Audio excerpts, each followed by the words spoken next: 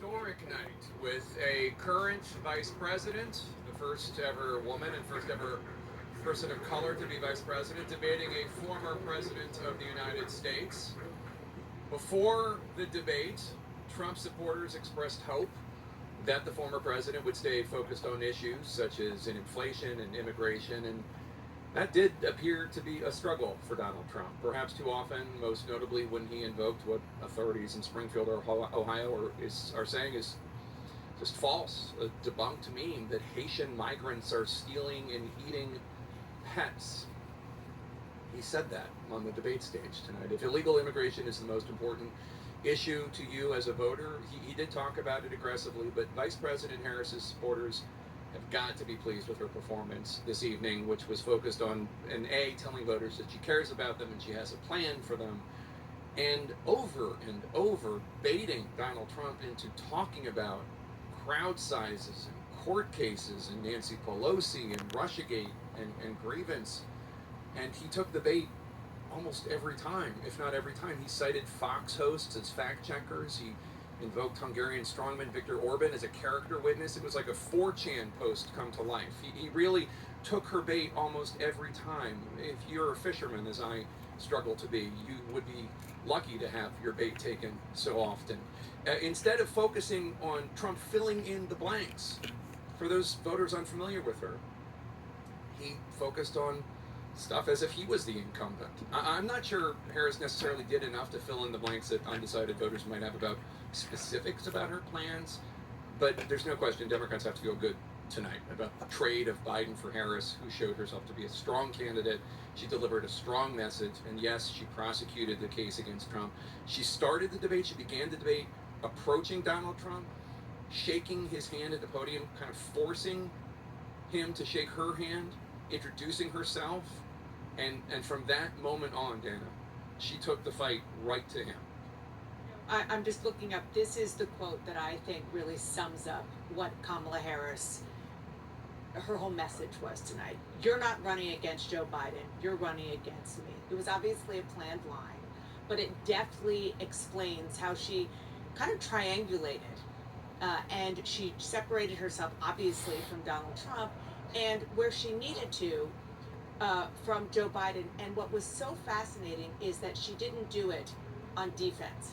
She did it on offense. Really, in every turn, there are real weaknesses in the Biden-Harris administration, from the economy to immigration to Afghanistan. Just take Afghanistan for an example.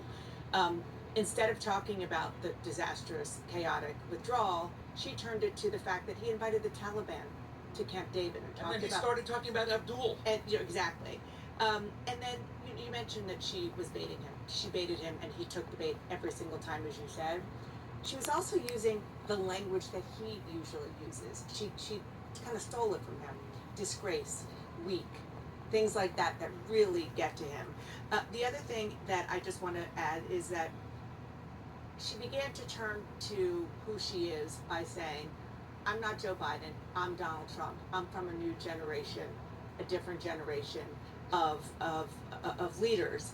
And she clearly wanted people to understand what she's made of. For people who are really wanting to know all of her 17-point policy plans, they might be disappointed. But for people who want to know who she is and what she's made of, they got it tonight. Now, the voters are going to have to decide, and it's going to take them a while to digest it, and we don't want to suggest that we have any idea how this is going to play, but those are the observations for how she handled that and the way that he did not handle it well. I think it's pretty simple. I mean, she had a plan. She executed on that plan.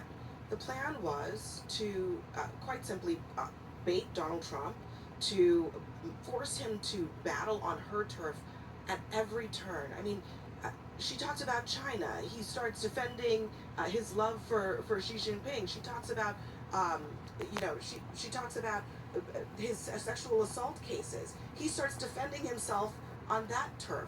She wanted to do that, but I also think I did see her trying to kind of really lay the groundwork on the policy issues that the campaign thinks will matter, particularly in the state of Pennsylvania, right? The Commonwealth, of Pennsylvania. The very first answer that she gave was about her economic policy, where she talked about the $50,000 that they want to put out there for small business owners, that they would get in a tax refund. I thought that was incredibly important, because they clearly know that there were a lot of things that they put out on economic policy. Not all of them were received well. That one was received well, and I also thought, there were other moments where she talked a lot about her family. She talked about her upbringing. She talked about how she was raised. I mean, the plan was to not just introduce herself, but to introduce herself specifically to Pennsylvania voters, so that they understood on economic policy, on fracking, where she stood, and she executed that plan. Whereas Trump, I don't know what the plan was that he had. Jake, I didn't think I was ever going to witness a debate as devastating as the one that you and Dana moderated back in June, where Joe Biden basically tanked his re-election campaign. I think tonight was just as devastating. I think that Kamala Harris pitched a shutout on almost every subject I can think of. She shut Trump down on abortion. She shut Trump down on January 6th and democracy. She shut him down on national security, and turned to the former president and said, the military leaders who served with you think that you're a disgrace.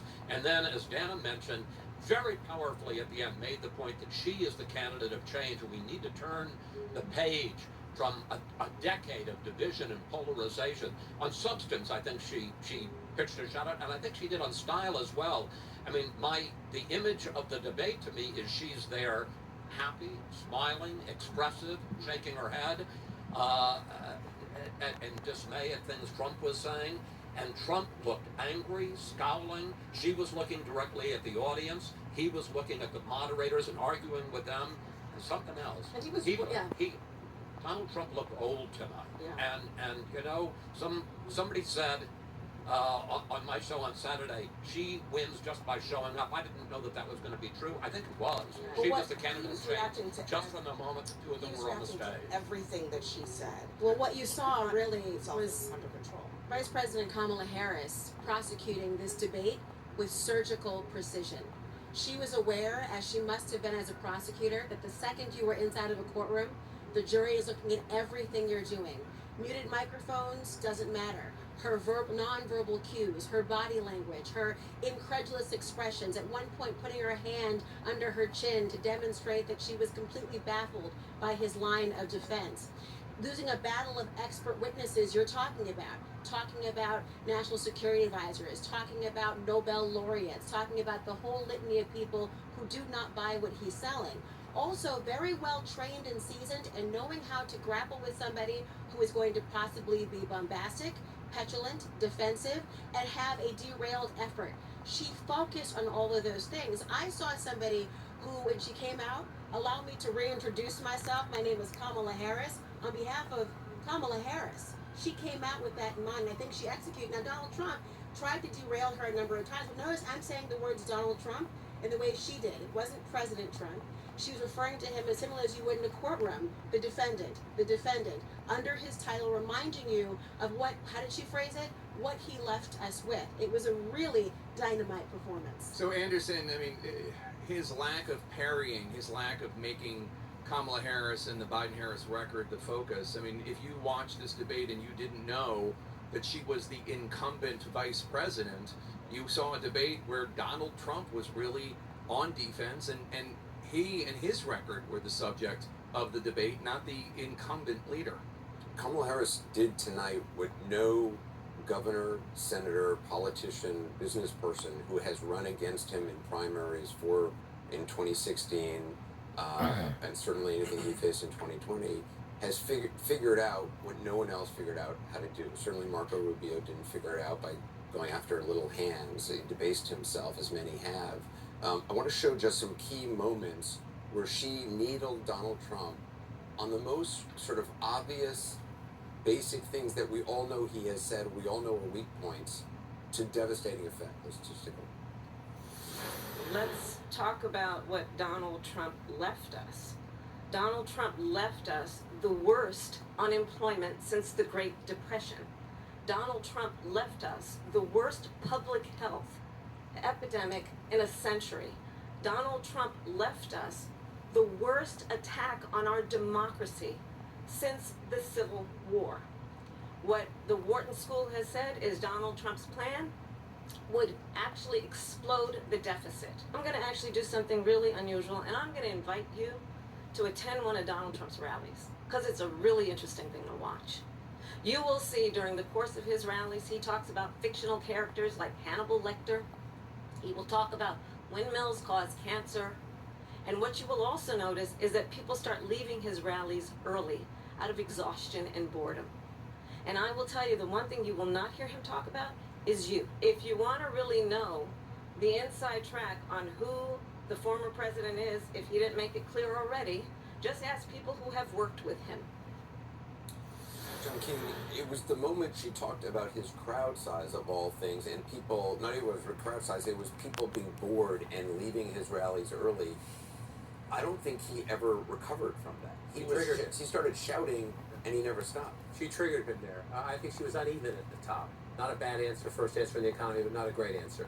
She got her footing during the abortion conversation, where she felt more comfortable, and then she triggered him with the people leave your rallies. And he lost it, and he was angry. From that moment on, his voice went up, he started angry, he told a lot of lies. Daniel Dale's going to be up all night. We should start a GoFundMe for his espresso machine. He did. And so what did she do? She triggered him on COVID, January 6th and democracy, abortion, chaos, lies, and his anger. What are those? Those are the issues that turned the American suburbs away from Donald Trump and why he lost the 2020 election. Those are the voters who were waiting to see if she could stand there and be a plausible president next to him. She cleared that bar. That doesn't mean she won their votes, but she cleared that bar with 8 weeks left in the election. She stood next to a former president, and she more than held her own. And on many of the issues, she schooled him. She simply schooled him because she triggered him into his lies and into his anger, which does not sell well with the middle of the electorate that will decide things 8 weeks from tonight. You know, I've been involved in a lot of these. I helped prepare a candidate for these debates, 6 of them, and I've been watching them since I was a little boy.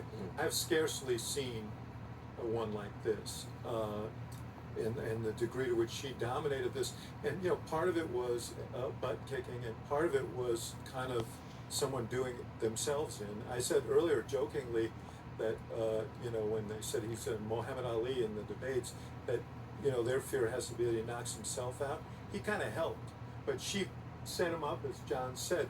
But these things are more than about issues. These things are tests.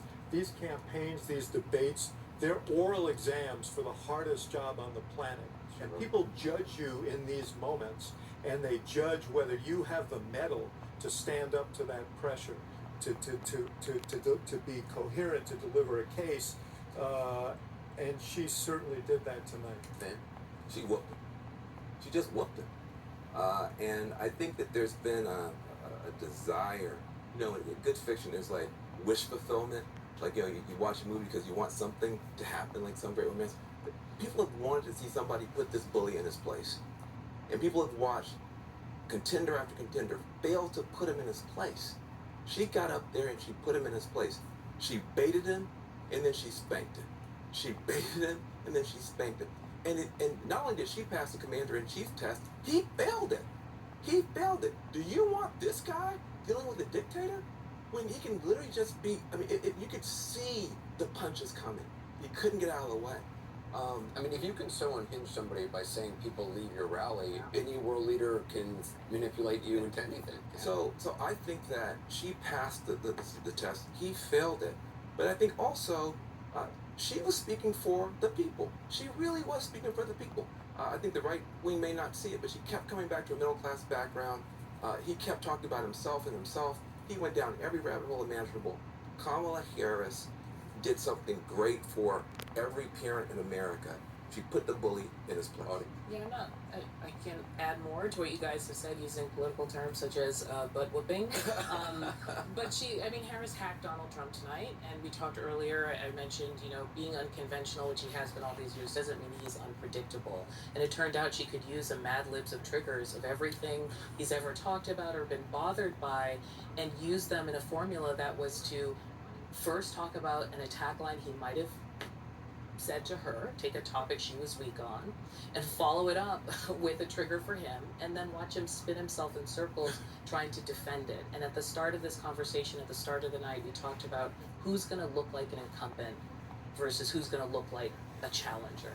And I think she made herself look like the challenger to a person and really kind of ran through his record. Listen, I mean, you know him well. I mean, even on the immigration question, she quickly turned it and totally emasculated him and got him discombobulated. She dismantled him and made it that on the issues he should be the strongest on, border security, the economy, he ended up relitigating his rallies and talking about his crowd sizes. I mean, she put the bait out there and he took it. And I'm hearing from Republicans, because I'm trying to think from the perspective of, okay, if you're a Trump viewer at home, what are you thinking? Sitting Republican lawmakers who objectively think she won the debate, but also that the mask is starting to slip with Donald Trump.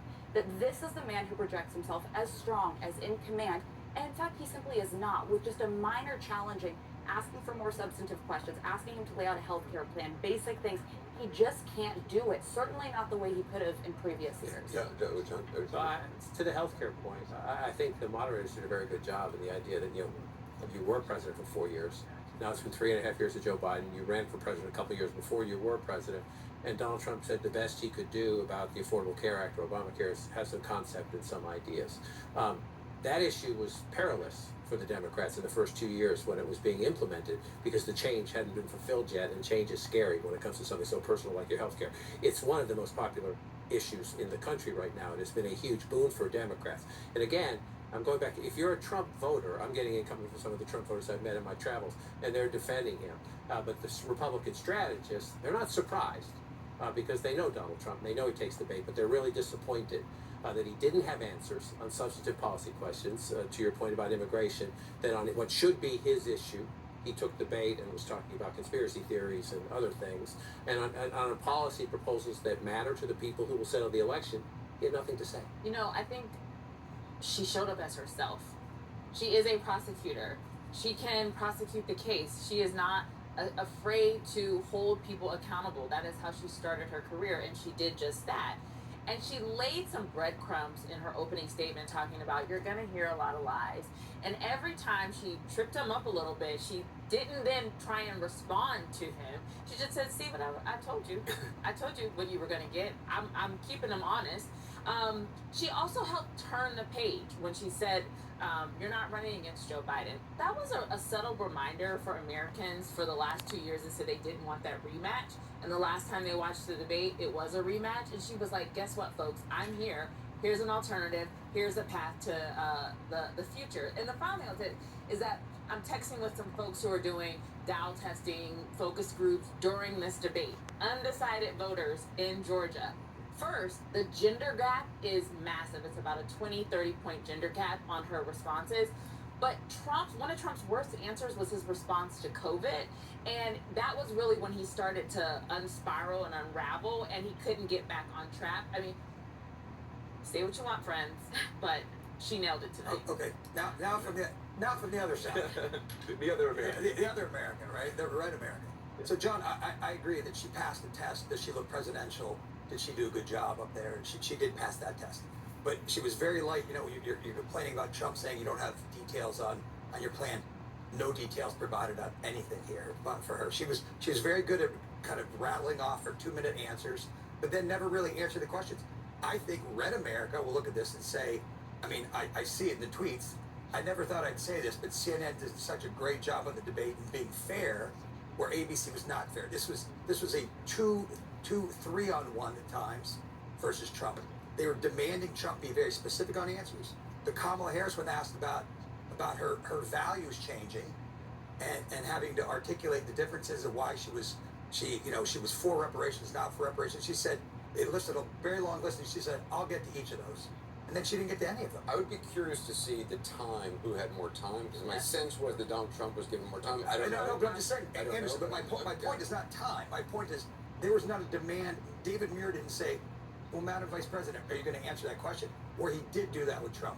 There was more aggressive follow-up, on the Trump questioning than there was on. Isn't that sort of the responsibility of the candidate? But I mean, David, Donald when it's Trump when was it's, not when in it's the supposedly game. this is supposedly a neutral territory, right? And when the moderators have their thumb on the scale, Republican voters are going to watch this. I think it was two very specific questions, like yes or no.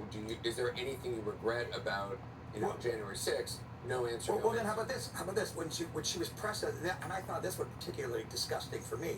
When she was pressed on Afghanistan, she didn't say, "Yeah, I regret that 13 young men and women died there, and I regret that I did not, the 3.5 years as vice president, meet with their families." She didn't. I mean, that yes. she didn't say that, Scott. and nobody followed up on that, and that is disgusting. Look, I agree with David that you're going to hear some carping from Republicans about, this wasn't a debate, it was a trial, and there were 3 prosecutors. I definitely going to hear that. But it is a little hard to complain about the refs when you're not making your own jump shots. Exactly. And the first 15 minutes of this debate, he won. The questions were on the economy. He had it right. He had it right on inflation. Even on the tariff question, I think he had it right. And then, inexplicably, on immigration, that's where she derailed him. And from that point forward, she basically dictated the flow. Now, in the closing statements, when he said, "You've been there for 3.5 years, why haven't you done it?" That really should have permeated. That's his best argument. It really should have permeated everything. She peppered all of her answers with, "I have a plan, I have a plan." He should have retorted every time, "You've been there 3.5 years." That seemed like the only thing they worked out in advance, like that he had sort of in his mind, okay, this is something we're gonna say. But look, she did not put a lot of meat on the bones. I agree she passed the competency test. She did tell some of her own lies, and she left some things out there. But overall, she dictated the floor. I want to go to Caitlin Collins in the debate spin room with Pennsylvania Governor Josh Shapiro. Caitlin.